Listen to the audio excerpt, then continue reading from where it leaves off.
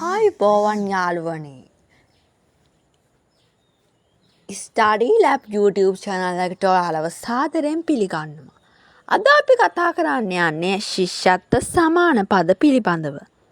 එහෙනම් අපි සමාන පද පිළිබඳව අධ්‍යයනයක් ලබමු. අම්මා කියන එකට සමාන පදයක් මව, මාතා, මෑණි. තව අපිට මේකට ගන්න පුළුවන් ජනනි. ඒ වගේ තව ගොඩක් තියෙනවා. උදාහරණ ඒවත් අපිට ගන්න පුළුවන්. අපේ යන් ඊට පස්සේ දෙවෙනියට තියෙන එක උදේ. උදේ කියන එකට පාන්දර, අලුයම, උදෑසන, හිමිදිරිය කියන ටික ගන්න පුළුවන්. තුන්වෙනියට තියෙනවා ඉක්මනින්. ඉක්මනින් කියන එකට හනික, වහාම, කඩිනමින්, නොපමමාව කියලා ගන්න පුළුවන්. ඊට පස්සේ නියගයට සමාන පද ඉඩෝරය, පෑවිල්ල කියලා තියෙනවා. නිවස, ගෙදර, ගෘහය, වාසස්ථානය. තව අපිට නිවහල ගන්න පුළුවන්. ඊට පස්සේ ප්‍රශංසාව, පැසසුම, ගෞරවය කියලා ගන්න පුළුවන්. ඊට පස්සේ රාත්‍රිය, නිශා, රෑ ගන්න පුළුවන්. ඊට පස්සේ වර්ෂාව, වැස්ස, අහස්, දිය කියලා ගන්න පුළුවන්. ඊට පස්සේ වෙල, කෙත, කුඹුර. වෙලට සමාන පදයක් කෙත, කුඹුර ඒකත් ගන්න පුළුවන්. ඊට පස්සේ ලොකු, විශාල, මහ, විසල්. ඒ ලොකු කියන එකට සමාන පද විශාල, මහ, විසල්.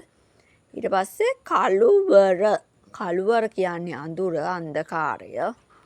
ඊට පස්සේ පුදුම කියන එකට ගන්න පුළුවන් අපූරු, කදිම. ඊට පස්සේ ප්‍රසිද්ධ එකට ප්‍රකට, පතල, පරසඳු. තව අපිට මේකට පසිඳු කියලා ගන්න පුළුවන්. ඊට පස්සේ 14 කෙලවර. කෙලවර කියන එකට අග, අනන්තය, අවසානය, කොන කියලා ගන්න පුළුවන්. ඊට පස්සේ හඳ. සඳ, චන්ද්‍රයා, තාරපති, සොමි, සිසි. අපිට තව මේකට තරිඳු ගන්න පුළුවන්. ඊට පස්සේ අහස, ගුවන, ගගන, නුඹ, ආකාශය. දෑසට දෙනෙත, දෙන යන, දෙඇස්, දෙනෙත්. පොළව, මිහිකත, දෙරණ, භූමිය, පෘථුවිය. ඊට පස්සේ වතුර 19 වෙනි එක වතුර. ජලය, පැන්, දිය, අඹ. අඹ කියලත් ගන්නවා වතුර. ඊට පස්සේ එක ගඟ, ගංගාව, නදිය ගන්න පුළුවන්. ඊට පස්සේ 21 වෙනි එක යාළුවාට මිතුරා, සඛි, සංගයා, සබද කියන ටික ගන්න පුළුවන්. ඊට පස්සේ 22 ඇතා, ගජ, නා, වරුණ, හස්තියා.